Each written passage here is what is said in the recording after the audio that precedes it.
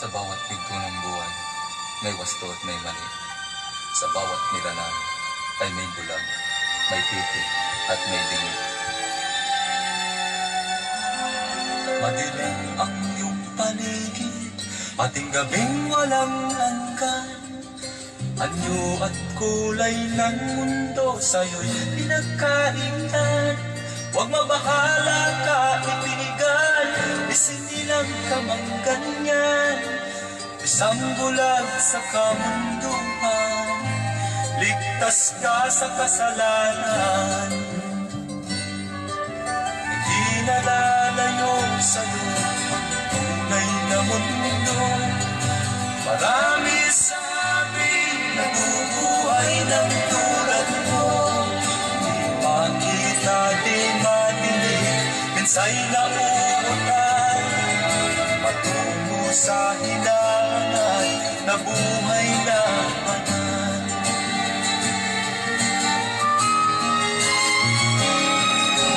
Ibigin mo mang umabot, hindi mo makuhang gawin. Sigaw ng puso't damdamin, wala sa'yong pumapansin. Sa buong daliri ka, ibigan, diyan ka nila pagkikinggan. Bibig ka man ng isinilang, dakila ka sa sinuman. Hindi nilalayo sa'yo ang tunay na mundo. Marami sa amin nabubuhay ng tulad mo.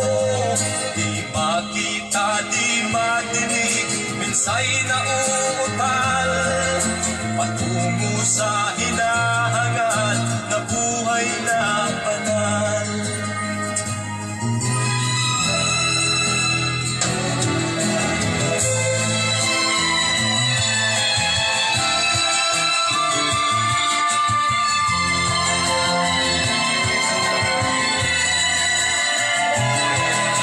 Ano sa'yo ang musika? Sa'yo ba'y mahalaga? Matahimik mong paligid, awitan ay di madinig. Mapalad ka o kaibigan, napakaingay ng mundo. Sa isang tingin katulad mo, walang daing, walang gulo.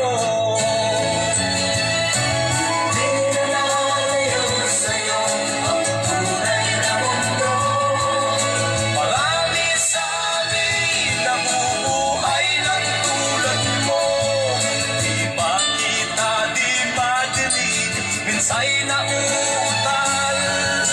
Patungo sa hinahangan na buhay na banal.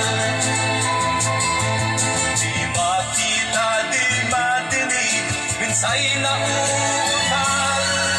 Patungo sa hinahangan na buhay na banal.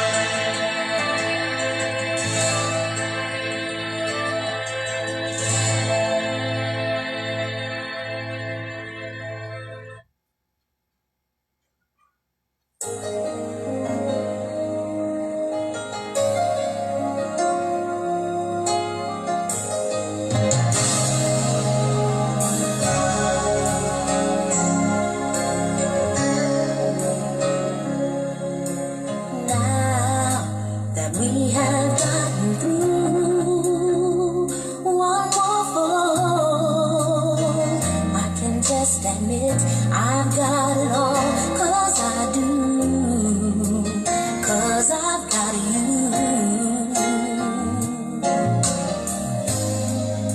We've crossed these battle lines too many times. It passes through the heart, but it never leaves a mark. 'Cause your love just keeps on healing. No matter how I if I just trust you, your love just keeps on healing.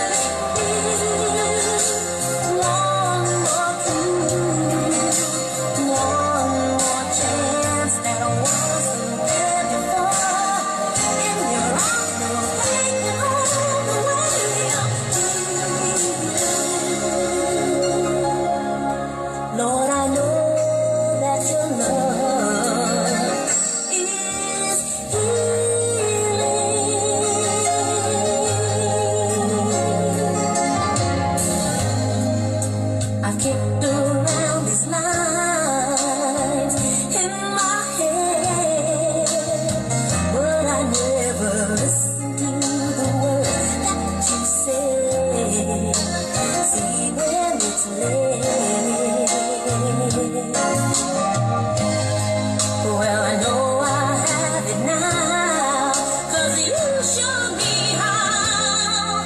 And all I had to do was just to keep my eyes on you. My love just keeps on healing. No matter how I lose, if I just trust you, your love just keeps on healing me. One more clue, one more chance that wasn't there before. In your arms, no pain can hold away your Lord, I know that your love is healing.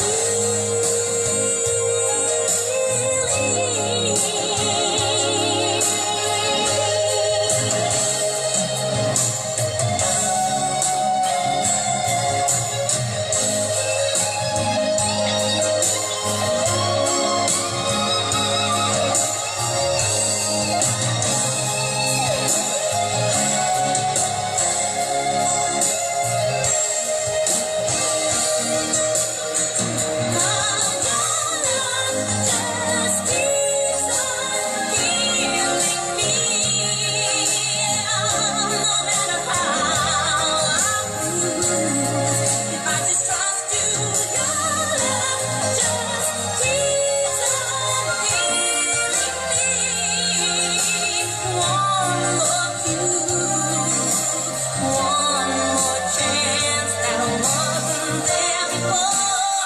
In your arms, no pain can hold away your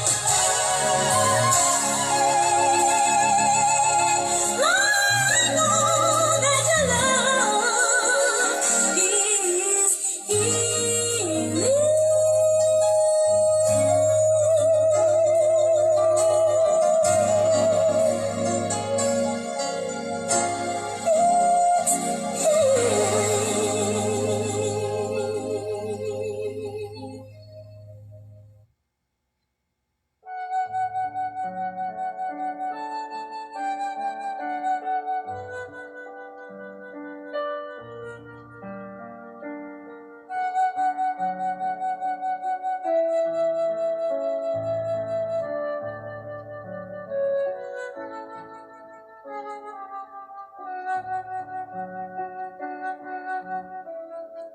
Tunay nga, Panginoon, ng iyong pag-ibig ay nagpapagaling. Marami pong salamat sa panibagong pagkakataon na muli kami makakarinig ng iyong mga mensahe mula sa iyong mabuting balita. Tayo po'y manalangin sa ngalan ng Ama at na Anak ng Espiritu Santo. Amen. Karapat-dapat kang purihin, Panginoon, pasalamatan, sundin, ibigin higit sa lahat. Sa araw na ito, ang Monday Gospel ay bigyan mo ng kapangyarihan ang iyong mensahe. Na ang bawat isa na makakarinig, kahit ako, nagagamitin mo bilang instrumento lamang ng daluyan ng iyong mensahe, ay ikaw mismo ang magliwanag sa aming mga espiritual na kabulagan. Humingi po tayo ng kapatawaran sa ating Ama. Ama, patawarin mo po ako sa mga kasalanang nagawa ko sa nakalipas na oras. Linisin mo po ang aking puso upang ang espiritu ko't espiritu may magkaisa. Bigyan mo po ako ng kababaang loob na yung kalooban mo ang makapangyari. Karunungan ang hinihingi ko sa iyo, Panginoon. Ang mensahe mo sa araw na ito, sa gabing ito, nawa po tumimo sa aming puso. Magpaalala na mahal mo kami. Na ang buong maghapon, nakapagura namin, mga stress, mga pagsubok na inisip, negative. In Jesus' name, kinakasot ko at tanging kapuspusan lamang ng banal na Espiritu ang hinihingi po namin. Sapagkat ang Facebook Live na ito live na live din ang Holy Spirit. Kasama natin ang banal na Espiritu na magtuturo sa atin, magbibigay sa atin ng karunungan upang maunawaan natin ang ating mga espiritual na kabulagan. Sana gumaling tayo sa gabing ito, mamulat ang ating mga espiritual na mata sa katotohanan ng buhay. Ang katotohanan na ibigin ng Diyos ng higit sa lahat. Patuloy kang kumilos, Panginoon, sa mga darating pang minuto, sapagkat ikaw lamang ang pinagmamalaki ng Facebook Live na ito. Maging mapagkumbaba po tayo sa pakikinig, sapagkat tayo lahat ay pinagninilay ng Panginoon. Isang Panginoon na nag-iimbita sa kanyang piging, tayong mga makasalanan ang kanyang tinatawag, tayong mga tupang naliligaw ang kanyang hinahanap upang dalhin sa kanyang pastulan. Ang lahat ng ito'y dalayan ko po sa iyo, Ama, sa pangalan ng Anak, kaysa na Espiritu Santo. Amen.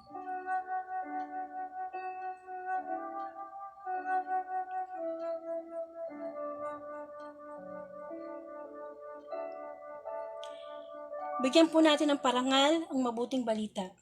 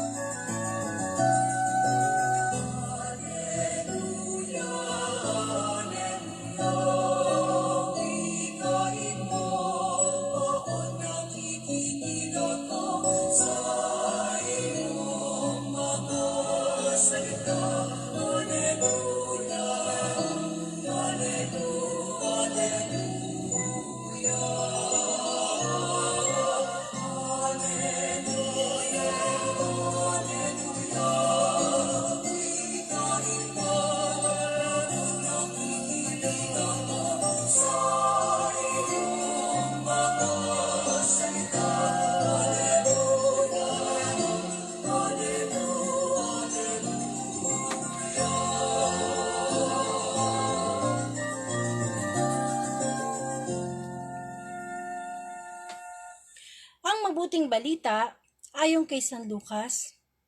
Papuri sa iyo, Panginoon. Nang malapit na si Jesus sa Jericho, may isang lalaking bulag na nakaupo sa tabi ng daan at namamalimos. Nang marinig niyang nagdaraan ang maraming tao, itinanong niya kung ano ang nangyayari. Nagdaraan si Jesus na taga Nazaret. Sabi nila sa kanya, at siya'y sumigaw, Jesus, anak ni David, mahabag po kayo sa akin. Sinaway siya ng mga taong nasa unahan, ngunit lalo pa niyang nilakasan ang pagsigaw. Anak ni David, mahabag po kayo sa akin. Tumigil si Jesus at ipinatawag ang bulag. Paglapit ng bulag ay tinanong siya ni Jesus, Ano ang gusto mong gawin ko para sa iyo? Panginoon, gusto ko po sanang makakitang muli. Sagot niya at sinabi ni Jesus, Makakita ka, pinagaling ka ng iyong pananampalataya. Noon din nakakita ang bulag at nagpupuri sa Diyos na sumunod kay Jesus. Nang makita ito ng mga tao, Ang mabuting balita ng Panginoon, pinupuri ka namin, Panginoong Hesukristo. So magandang gabi po sa inyong lahat sa makakarinig ng Monday Gospel. Welcome po sa The Word of God, Daily Gospel at Facebook Live. Lahat po ng tao halos ay may cellphone at lahat po tayo halos ay gumagamit ng Facebook. So bakit hindi natin gamitin ang Facebook Live para sama-sama tayo makapagnilay sa araw-araw na mabuting balita? Kung ano po ang mabuting balita sa simbahan, yun po yung ating pagninilayan. Kasi po napakahalaga bilang isang tao na maging balanse ang ating buhay. Tayong tao, hindi lang tayo katawang lupa, meron tayong espiritu at meron tayong kaluluwa. Yung mga hindi natin nakikita, yun ang hindi natin napag-uukulan ng pansin. Yun po yung pinakamahalaga. Sapagkat ang Diyos ay sinasamba sa espiritu at sa katotohanan. So paano na po yung espiritu natin? Kinakamusta ng Panginoon. Tayong mga tao, hindi lang po pwede tayong mabuhay pisikal. Kailangan binibigyan din natin ng atensyon ang ating buhay espiritual. Sabi nga patay ang pananampalatayang walang gawa. So ngayon po, kaya po may mga Facebook Live, ito po ay gabi-gabi, alas 8 ng gabi. At ito po ay maituturing nating daily bread. Kasi di ba sabi nga ng Panginoong Hesus, hindi lang sa tinapay nabubuhay ang tao, kundi sa bawat salitang namumutawi mula sa bibig ng Diyos. So ibig sabihin nun, hindi ka dapat makontento, nagigising ka sa umaga, kakain, magtatrabaho, mag-aaral, maglalaba, magluluto, etc. Hanggang sa matapos na yung araw, pagtulog mo, paggising mo, gano'n na naman, di ba? Sinabi po sa Biblia na pagka ganyan tayong tao, tayo na daw po yung pinakakawawang tao sa mundo. Kung nabubuhay lang tayo, puro pangmundo. Hindi natin sinasama ang Panginoon sa ating schedule. Samantalang 24 hours ang ibinibigay sa atin ng Diyos, ano ba naman yung sandaling panahon o oras na tayo makinig ng kanyang salita? Kailangan po yun ng ating espiritu. Sapagkat tayo po ay laging nagkakasala. Amen po. Whether we like it or not, nagkakasala tayo everyday. So kailangan tayo makarinig ng pagpapaalala. Sabi ko nga itong Facebook Live na ito, nadinig na natin itong mga verses na to, itong mga mabuting balita na to, pero ito'y pagpapaalala sa atin dahil tayo laging nakakalimot. Kasi nga likas tayong makasalanan. Amen po. So kailangan yung espiritu natin nadidiligan niya ng salita ng Panginoon. Amen. Ganyan tayo kamahal ng Diyos. At syempre, nang sa ganon, everyday may nagbabago sa atin. Tapos, sabi ko nga, be an online alagad. Tayo ngayon, online talaga lahat ng bagay. Work from home, school online, di po ba? Pati yung mga tinitinda, online. Pati ang pagpapalaganap ng mabuting balita, online. But mag-ingat tayo sapagkat ang media, ang social media, ay ginagamit din ng dyablo. Ang gusto ng dyablo, imbisi natin ang mind natin sa social media. Huwag tayong makinig ng salita ng Diyos. Ayaw ng dyablo yan. Kasi alam ng dyablo na kapag nakarinig tayo ng mabuting balita, pwede tayong makakita ng katotohanan sa buhay natin. Amen? Kasi nga sa pakikinig, doon nagsisimula ang pananampalataya. So ito pong gospel. No? Ito po ay mula sa Lucas chapter 18 verses 35 to 43. Ito po yung tungkol sa pagpapagaling ng Panginoong Hesus sa isang bulag. Ayan. So, bigyan mo natin ng definition, ano ba yung bulag? Alam nyo, kapag sinabi mong bulag, parang ang dating, di ba, parang kawawa naman. Bulag, di nakakakita. Amen po. Usually, nakikita natin bulag sa harap ng simbahan, o kaya sa mga daan na mamalimos, no? So talagang pag sinabi mong bulag, ang bigat ng pakiramdam, maaawa ka, na nandun yung awa. Amen po, bilang tayo mga tao. So, ito pong gospel, ang naging karakter dito ay yung isang lalaking bulag. Dito po makikita natin kung gaano kahalaga sa atin muna, no? Wag muna tayo doon sa spiritual message. Sa ating tao, ikaw, gaano kahalaga sa'yo ang paningin mo? Yan, yung paningin na yan. Ang dami nating reklamong tao. Sa buong araw, ang dami nating reklamo. Pero alam mo, yung pala tayong nakakakita. Kahit sabi mo pang malabo yung mata mo, nagsasalamin ka na, nag-eyeglasses ka na. Yung paningin, napakahalaga niyan sa buhay natin. Sabi nga siguro mas mabuti pang maging bigi ka kaysa maging bulag ka. O kaya mas mabuti pang mapilay ka o maging pilay ka kaysa mabulag ka. O kaya mas mabuti pang pipi ka kaysa bulag ka. Kasi napakahalaga po ng paningin. Once na nabulag ang isang tao, ang dilim. Wala tayong makita. Walang kulay. Itim lang. Amen po. At ang hirap kayang lumakad. Siguro nasubukan nyo na maglakad na walang ilaw, talagang madilim. Anong ginagawa natin? Nangangapa. Nangangapa kasi bakit?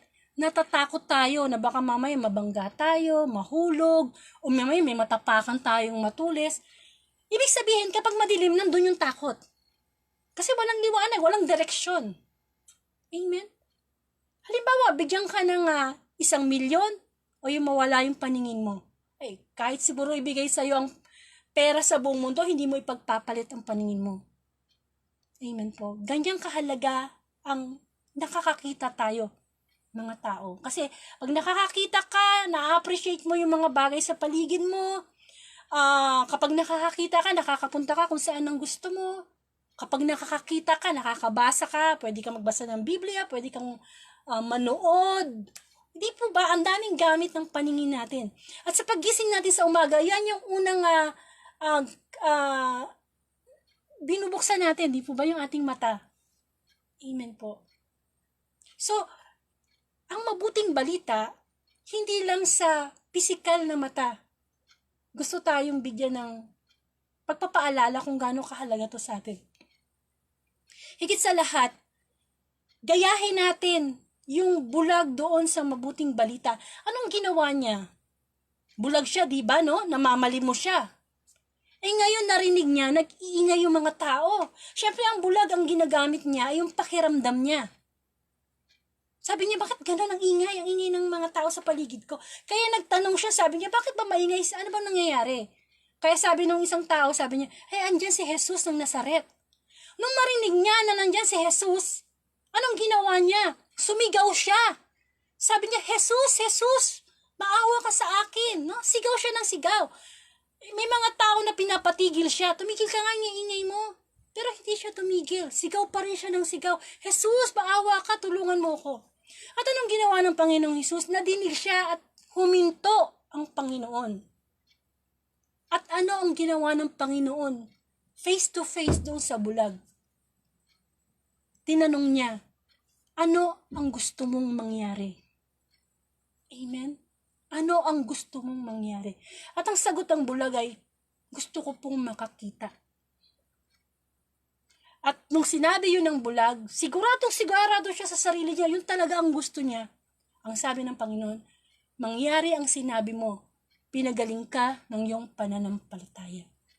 At yun nga, instant, gumaling, nakakita yung bulag. At anong ginawa niya?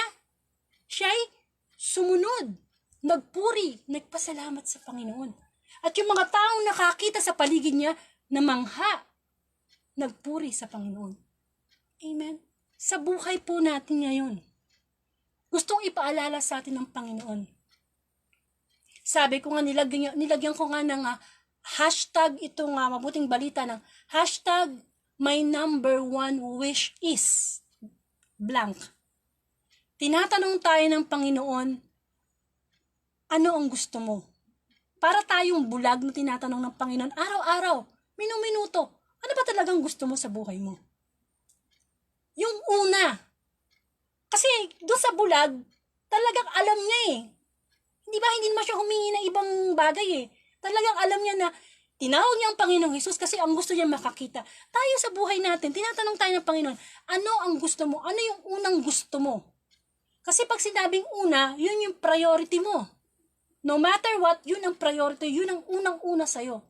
Kasi once na, halimbawa, tinanong tayo, di ba? Ano bang gusto mo? Pwede tayo magkaroon ng gusto na, my wish is number 1, ganito. Yung pangalawang wish ko, ganito. Pangatlo, 4. Magkakasunod-sunod dyan, no? So, kung ang wish mo pala, 10, di 10 wishes yun. Pero ang sabi ng Panginoon, ano ang gusto natin? Ano yung number 1 na gusto natin? Amen. Marami. Iba't ibang tao, pag tinanong mo, ano bang gusto mo? Ano bang priority mo sa buhay? Ano ba yung number 1 sa'yo? Yung iba, maaaring sabihin, ako gusto ko number 1, yumaman. Number 1, gusto ko umasenso sa buhay. Number 1, gusto ko papatapos ko yung mga pag-aaral yung mga anak ko. Number 1, hindi po ba? Siguro bihira lang yung matatanong mo na, my number 1 wish is to love God above all. To seek first the kingdom of God. To obey God. Amen. Yung mga ginugusto natin, yung number one sa puso natin, usually, kapag hindi tungkol yun sa Diyos, hindi yun nagtatagal. Panglupa lang yun. Pang dito lang sa mundo. Amen. Dapat sa puso natin, lagi nating iniisip, paggising pa lang, pagmulat pa lang ng mata natin, Lord, ito yung gusto kong mangyari sa araw na ito. Amen. This is my number one wish. Dahil yun naman ang utos ng Diyos, di ba? Sa kinapal-kapal ng Bible at sa kinapal-kapal ng utos ng Diyos, ano ba yung pinakasimpleng utos niya? Yung unang-unang utos niya. Bigin mo ang Diyos ng higit sa lahat. Buong puso, isip, lakas, kaluluwa. Yan dapat ang number one wish. Number one na inaasam-asam natin sa bawat araw. Amen. Kaya lang nagkakaroon tayo ng kabulagan. Kabulagang espiritual. Yung mga mata natin, ginagamit natin para saan? Sa masasamang bagay. Ginagamit natin para pag nakakita tayo ng tao, manghuhusga tayo. Ginagamit natin ang mata natin sa panonood ng mga pornografiya. Ginagamit natin yung mata natin sa mga bagay na walang kabuluhan. Imbis na magbasa tayo ng Bible, sige, inaaksaya yung mata sa panonood ng mga violenting pelikula. Di po ba? Sabi po sa Biblia, mabuti pang kung yung mata mo ang nagiging sanhi ng yung pagkakasala, dukutin mo. Mabuti pang mapunta ka sa langit ng walang mata kaysa buo nga yung mata mo, sa impyerno ka lang naman pala mapupunta. Amen po. Akala natin minsan, yung mga taong bulag, pisikal ang kawawa. Hindi. Tayong mga nakakakita ng malinaw. Tayo yung kawawa. Kasi nagbubulag-bulagan tayo sa katotohanan. Alam na nating mali, alam na nating magkakasala tayo, nagbubulag-bulagan tayo. Bakit? Kasi ayaw nating makita yung liwanag na ibinigay ng Panginoon. Nagbubulag-bulagan tayo sa katotohanan ng kanyang mga salita. Amen. Hindi natin makita. Ito pa isa. Sa sobrang kabulagan natin, hindi natin makita yung ating mga pagkakamali. Kitang-kita natin yung puwing ng ibang kapwa. Kitang-kita natin yung kanilang mga diferensya, pero bulag tayo pagdating sa ating mga kakulangan, sa ating mga kahinaan. Tayo pala yung kawawa, hindi yung bulag na sumasamba, naniniwala, nananalig sa Panginoon. Amen? Yung bulag sa gospel, anong sabi ng Panginoon? Anong gusto mo? Anong gusto mo? At anong sagot ng bulag? Gusto ko pong makakita. At ano sabi ng Panginoon? Mangyari yung sinabi mo. Ganyan tayo. May kapangyarihan ang ating mga salita. Kaya pag sinabi mo sa sarili mo, ang gusto ko ganito. Halimbawa, nakahiga ka pa, tinatamad ka. Ang gusto ko pang matulog, tinatamad ako. May kapangyarihan ang ating salita, kahit sa simple lang. Sapagkat kung ano ang laman ng ating dibdib, yun ang lumalabas sa ating bibig. Kaya pag sinabi mo na, hindi ko yan kaya, kahit sinasabi na ng mga kaibigan mo, di kaya mo yan. Hindi ko kaya. May kapangyarihan. Kasi yun ang ginugusto natin. Pag sinabi mong pagod na ako, stress na ako, naiinis na ako, may kapangyarihan yung salita natin. Kasi yun ang gusto natin eh. Yun ang gusto nating maramdaman eh. Kaya nga, yung bulag sa mabuting balita, gumaling siya dahil sa kanyang pananampalataya. Kasi nung lumabas sa puso niya, sa kanyang bibig na gusto niyang gumaling, nangyari. Kasi alam niyang mangyayari. Naniniwala siya na hindi niya kaya mag-isa. Na kailangan niya ang Panginoong Jesus. Kaya ginawa niya lahat, sumigaw siya. Kahit pinipigilan siya ng mga tao. Tayo ba ganon? Para makita natin ang katotohanan, tayo ba'y nagpapapigil? Amen? Lumalaban ba tayo sa mga tukso, sa mga hadlang, para makita natin ang Panginoon? Araw-araw na lang. Meron tayong Facebook Live para mapaalalahanan tayo kasi minsan nabubulagan tayo, no? May mga taong nabubulagan sa pag-ibig. Amen? Totoo yan. Sabi nga, ang Diyos ay pag-ibig. Ang sabi naman ni Satanas, ganun ba? Yun ang ginagamit mo ng Diyos, no? Na ang Diyos ay pag-ibig. So, gamitin din ni Satan ang pag-ibig. Kasi si Satan pwede yung mag-anyong anghel. Kaya nga, di ba, merong totoong pag-ibig at merong bawal na pag-ibig. Mga nabubulagan sa pag-ibig. Amen? Pero ano bang sabi ng Diyos pagdating niya sa mga pag-ibig na yan? Huwag kang mangangalunya. Pero marami pa rin nangangalunya sa buong mundo. Sila'y nabubulagan. Bakit? Kung hindi tayo bulag, dapat nakikita natin yung katotohanan. Yung utos ng Panginoon, hindi yung sarili natin. Kasi alam nyo, kaya tayo nabubulagan ng spiritual kasi mahalaga sa atin yung mga pride natin. Ayaw natin tingnan yung utos ng Diyos. Ang gusto natin sundin yung ating gusto. Amen? Mga bulag tayo. Tayo yung kawawa.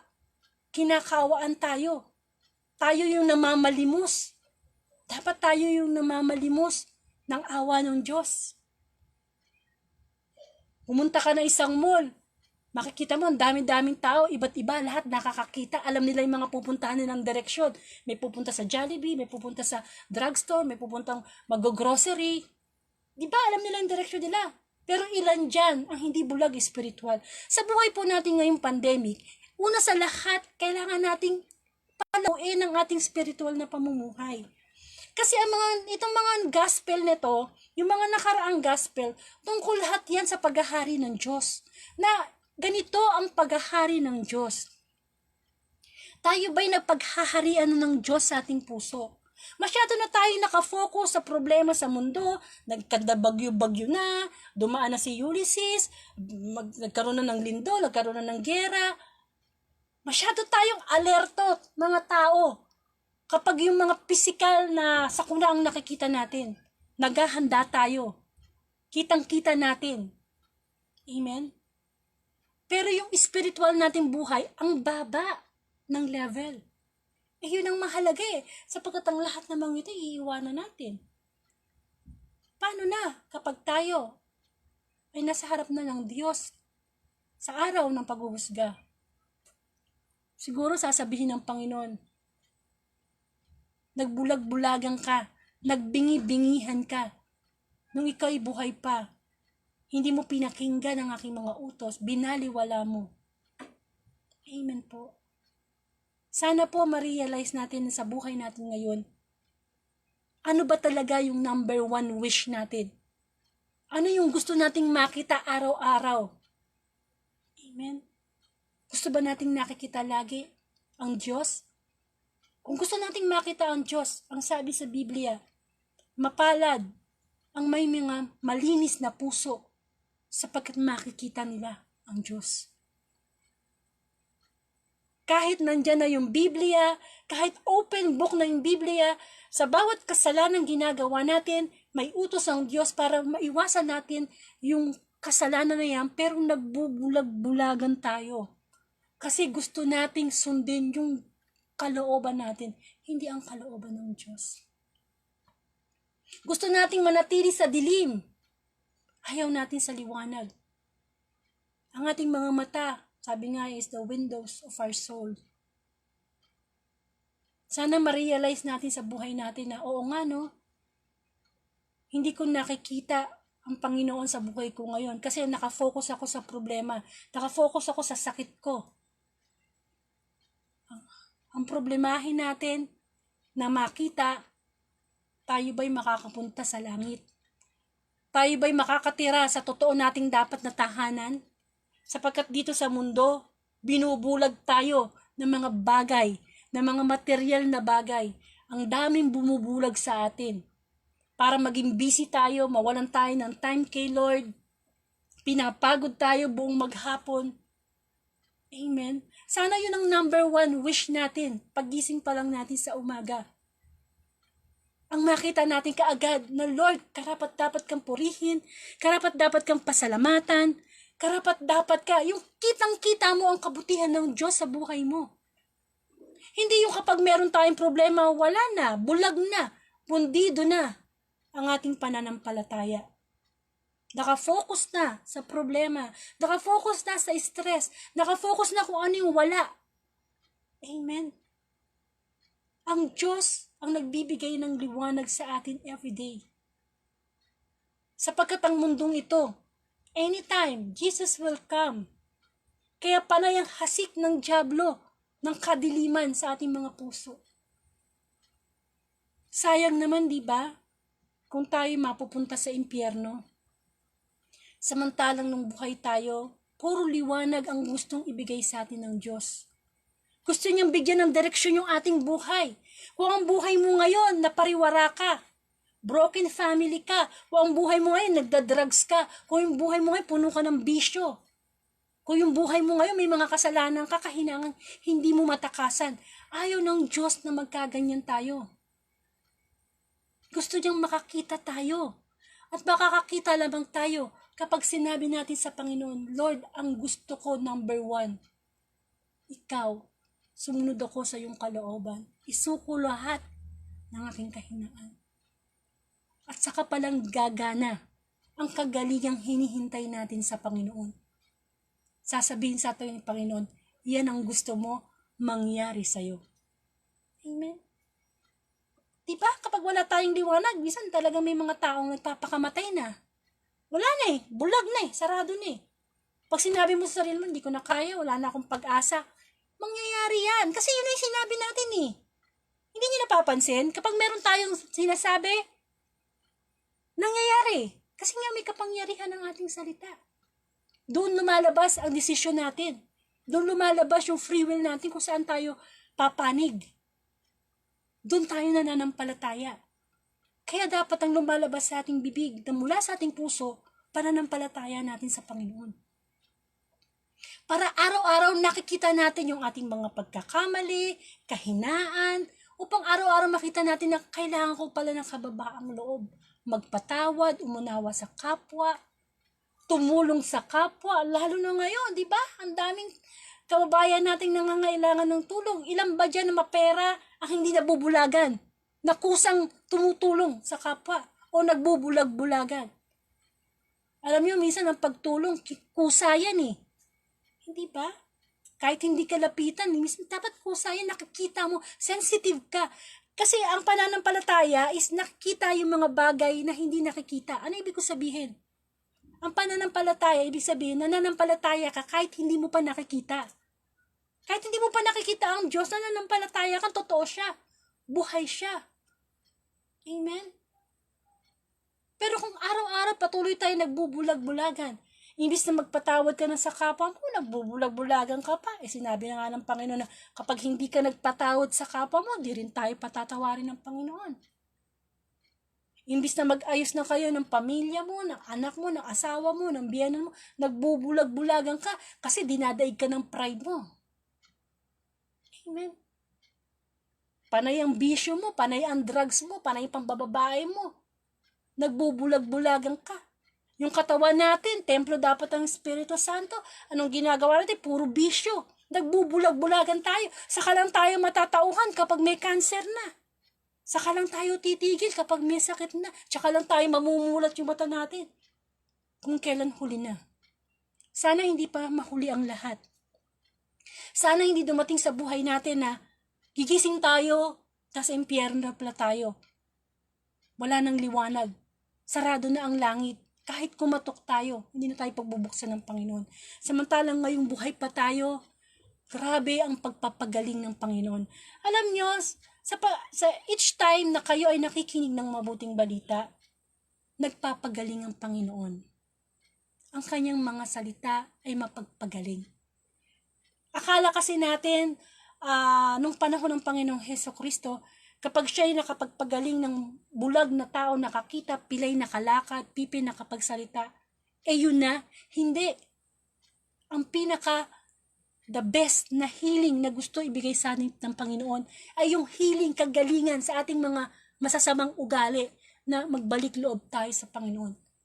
Kung ang sama-sama mo, drug addict ka noon, mamamatay tao ka noon, nagbalik loob ka sa Panginoon, natanggap mo na ang pinaka-greatest, pinaka-talagang as the best na kagalingan. Amen. Yung tayo mismo, yung maging bagong nilalang tayo. Kasi ang Diyos ang divine healer natin eh. Siya yung nagbibigay sa atin ng kagalingan eh. Sana maging malinaw yung ating spiritual na mata. Makita natin na yung purpose natin dito sa mundo. Makita natin, hindi lang yung pagkakamali ng iba, kundi higit sa lahat yung pagkakamali natin. Yung pagkukulang natin sa Diyos. Sa Diyos na nagbibigay sa atin ng lakas, kaya tayo nakakilos, kaya natin nagawa lahat ng trabaho natin sa buong maghapon. Pero pagdating kay Lord, wala, lupay-pay na tayo, wala na tayong oras, di natin makita yun. Siguro kapag tayo may sakit na at nakahiga na sa kama, saka natin maiisip na magdasal. Sana makita natin yung future natin kasama ang Diyos sa langit. Hindi yung, ang nakikita lang natin kung ano yung meron ngayon dito sa mundo. Amen? Gusto ni Lord ay i-activate natin. I-online natin, mag-connect tayo, kumuha tayo ng signal sa Panginoon. Wala sa Panginoon ang pinakamayaman, pinakamatalino, pinakamaganda. Nabubulagan. Di ba may mga taong habang sumisikat na nabubulagan sila sa kasikatan. Habang yumayaman, nabubulagan sila. Masyado ng malakas ang kanilang pagbibigay importansya sa kanilang sarili. Ikaw, ako, araw-araw pwede tayong mabulag. Sa tuwing tayo yung nagkakasala, nabubulag tayo. Nabubulag tayo ng dyablo, nadadaya tayo. Ayaw ng dyablo na mabatid natin ang katotohanan at higit sa lahat, ayaw ng dyablo na tayo makakarinig ng salita ng Diyos. Ayaw niya magbalik loob tayo. Bakit?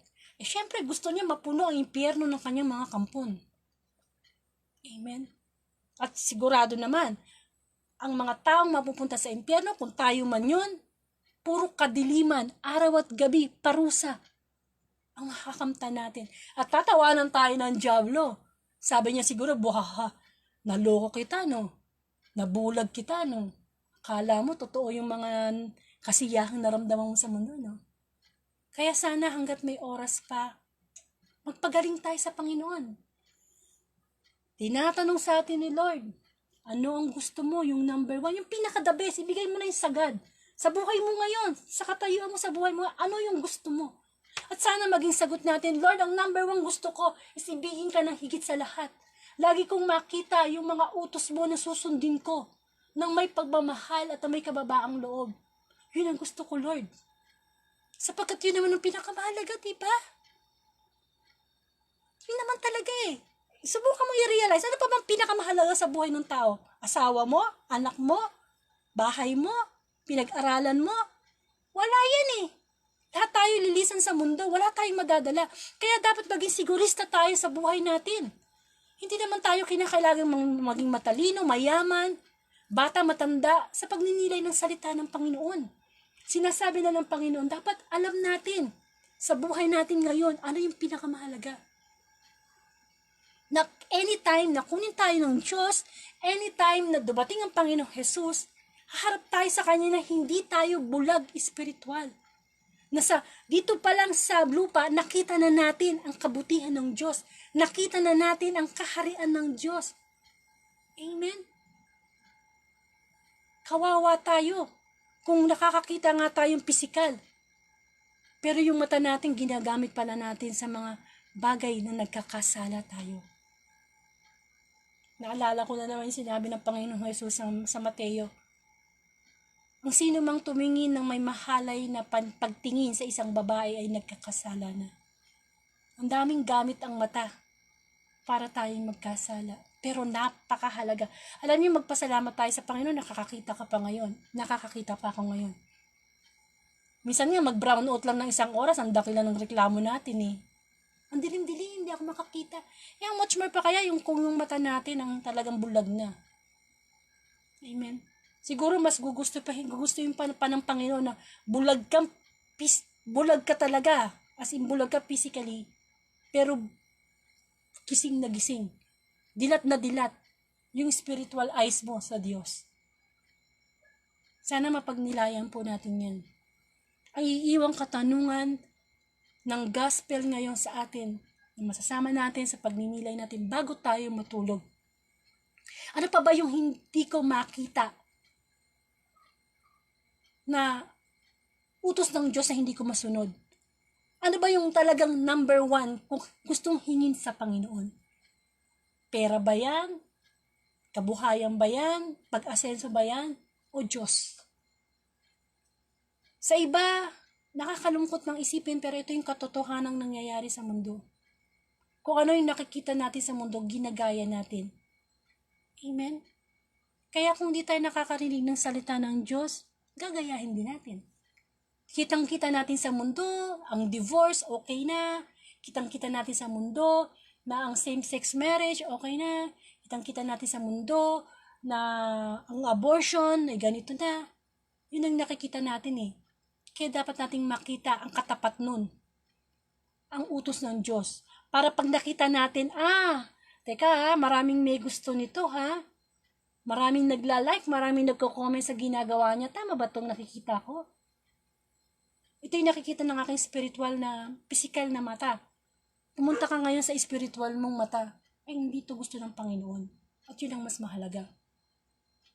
Huwag tayong mabulag sa kayamanan. Huwag tayong mabulag sa kapangyarihan. Huwag tayong mabulag sa ating mga sarili. Na masyado tayong bilib sa ating mga sarili. Walang-wala naman tayo, di ba?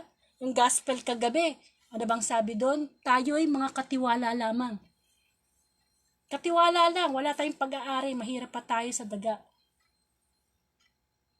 At higit sa lahat, sa bawat pagsubok, sa bawat problema na meron tayo araw-araw, lagi nating makita yung ipagpapasalamat sa Diyos, hindi puro reklamo ng reklamo. Amen? Sa 10 biyaya ng Panginoon, isa lang yung nagkaroon ng diferensya sa buhay mo, yun lang, nakafocus na tayo sa problema. Lagi nating makita yung kabutihan ng Diyos. Lagi tayong magpasalamat sa Panginoon.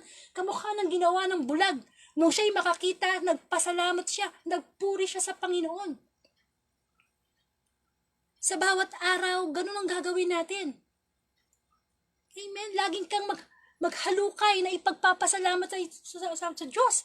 Sapagkat makikita mo na kahit ganito pala ang nangyayari sa akin ngayon, makita ko na mahal pa rin ako ng Panginoon. Kung minsan nga kapag may pagsubok tayo sa buhay, yun ang opportunity natin para makasama natin ang Diyos eh. Amen? Kaya ang pagsubok sa buhay, kailangan makita natin yung positive side. Para hindi tayo nalulugmok. Amen? At higit sa lahat, dapat makita natin kung ano ba dapat natin gawin para makapunta tayo sa langit. Sapagkat yan ang pinaka number 1 na problema natin. Hanggat wala tayo sa langit, ang bigat ng problema natin. Amen? Kasi pag iniisip mo yung langit, kailangan tayong makakita ng kaliwanagan na mula sa Diyos. Kaya huwag tayong pasisiguro sa buhay natin na nakakakita nga tayong pisikal, pero bulag tayo espiritual. Amen? Simulan na natin sa oras na ito na makita yung ating mga pagkakamali, na makita yung kabutihan ng Diyos, na makita na mas mahalaga ang Diyos, na makita na ang una at number 1 nating dapat ginagawa ay to seek first the kingdom of God. Huwag nating ibigay ang tira-tira nating oras sa Panginoon. Unahin natin siya. Sapagkat ang Diablo, talagang nililigaw niya tayo. Binubulag niya tayo, binibisi niya tayo. Amen? Kailangan maging malakas yung pakiramdam natin. Kamukha ng bulag, hindi siya nakakakita. Pero yung kanyang pakiramdam ang kanyang ginagamit. Para masundan niya yung tinig ng Panginoon.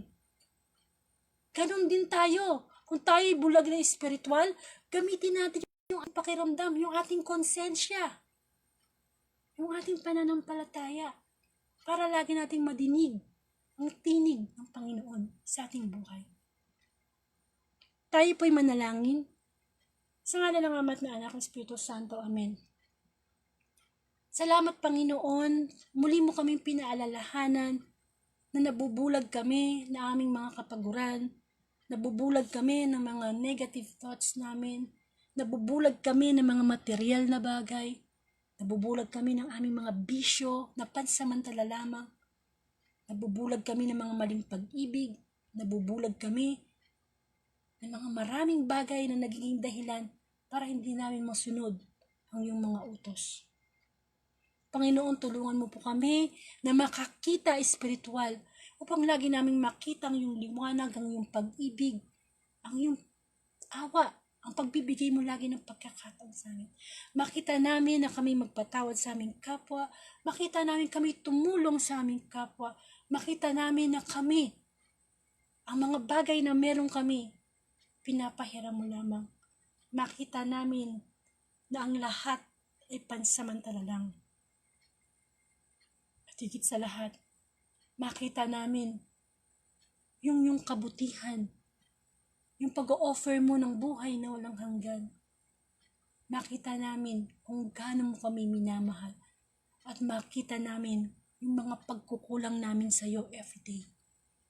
At makita namin yung mga gawa ng dyablo na nagiging hadlang para kami tumigil na ikaw ay hanapin sa aming buhay.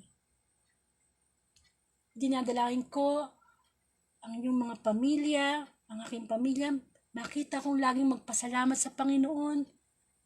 Salamat Panginoon na makita namin ang mga biyaya, hindi lang yung mga material, kundi higit sa lahat, yung mga biyayang espiritual. Lord, gabayan mo po ang pamilya Mabu, Sunga, Pascual, Rivera, Melinda, Abelia, Merced, Biray, Soriano, Pamilya Dorde, at lahat na ng mga Facebook friends ko, patuloy mo pong ipakita sa kanila na ang Panginoong Jesus dapat ang maging sentro ng pamilya, na ang Panginoong Jesus dapat ang maging sentro ng mag-asawa, upang lagi naming makita na kami sa iyo kukuha ng kalakasan. Kaya kung ano man yung karamdaman nating pisikal, in Jesus' name, gagaling yan. Pero higit sa lahat, yung ating mga kabulagang espiritual, ang ating ipagaling sa Panginoon. Sa bago tayo matulog, sabihin natin sa Panginoon, Lord, paginingin mo ko sa akin kabulagan. Kabulagang nagpapahina sa akin, kabulagan na nagpapahirap sa akin, Panginoon. Lord, ang bansang Pilipinas ay nagdanas ng hirap, mga taong nabaha, nasalanta, maaaring madilim ngayon ang kanilang paningin sa kinabukasan, pero bigyan mo ng linaw ang kanilang spiritual ng mata. Excuse me. Na higit sa lahat, makita nila ang pag-asa na ang nangyaring baha ay para maglinis kami sa aming mga buhay.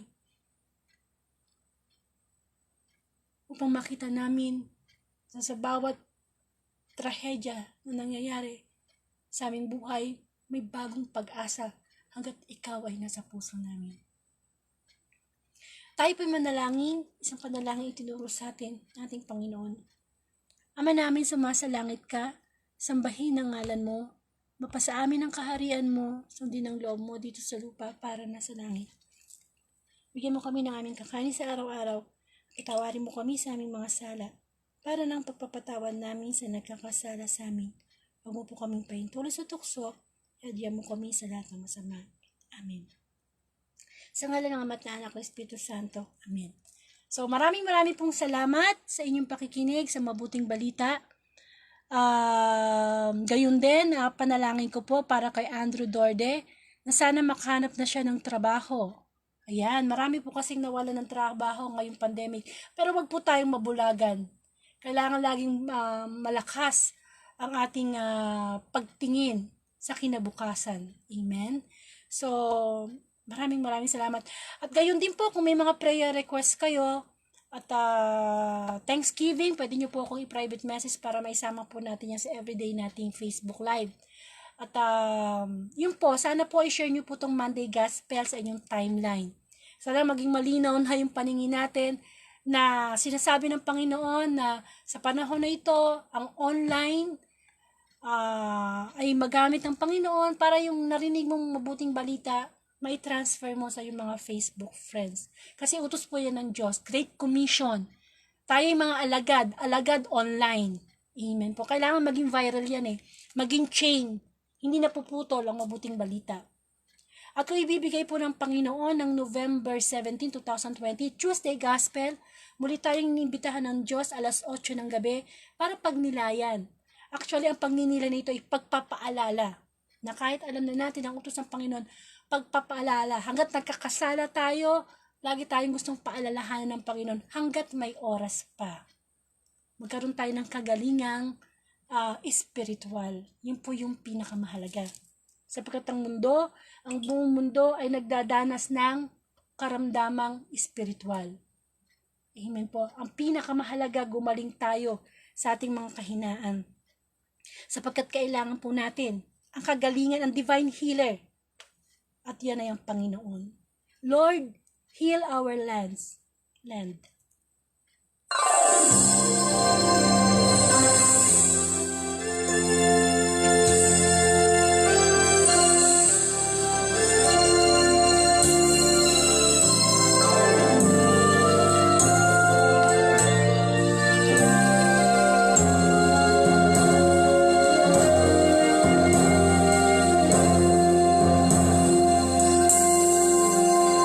If my people humble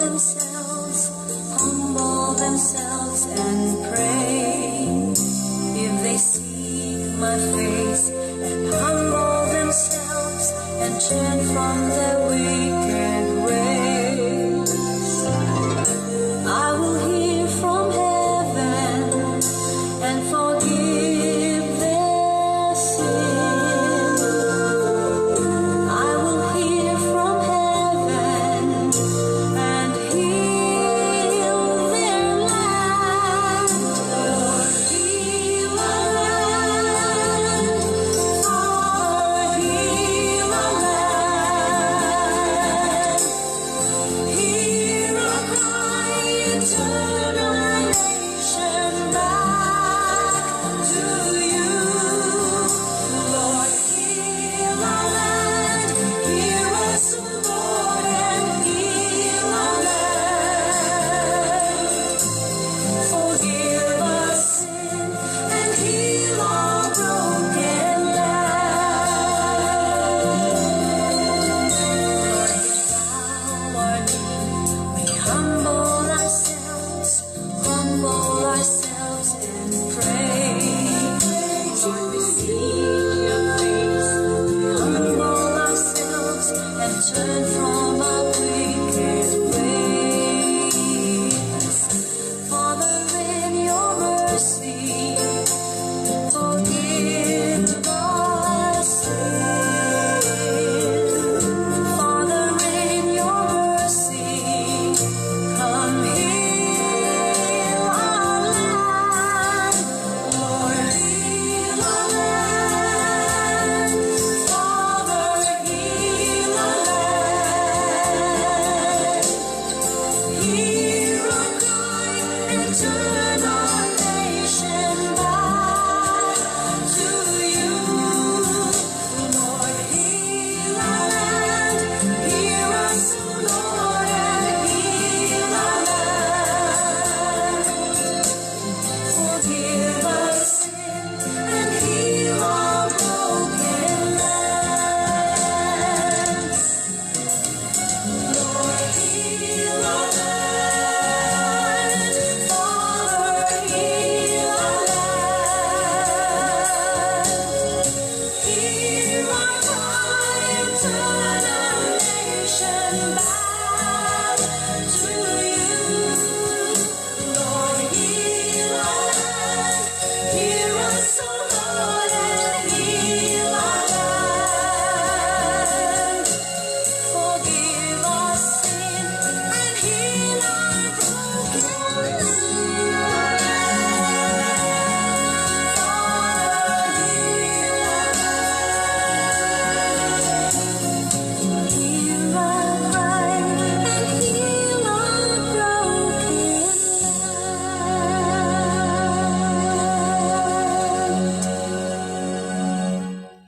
Amen. So maraming pong salamat. Bukas, inibitahan ko kayo uli. 8:00 ng gabi at ang makakasama po natin sa pagninilay ng salita ng Panginoon ay si Brother Florencio Gutierrez. At ang ating pong pagsasaluhang salita ng Panginoon for Tuesday Gospel ay magmumula po sa Lucas chapter 19 verses 1 to 10. Ito'y tungkol po kay si Jesus at si Zaccheo. So sana po magkaroon tayo lagi ng desire na makarinig ng mabuting balita sapagkat isa na rin yan sa pagpapasalamat natin sa Panginoon. At ang pinakamahalagang oras na may spend natin sa bawat araw ay ang makasama ng Diyos sa kanyang mga salita. Maraming pong salamat. Huwag kalimutang magdasal bago matulog. Patnubayan kayo ng Panginoon. To God be the glory.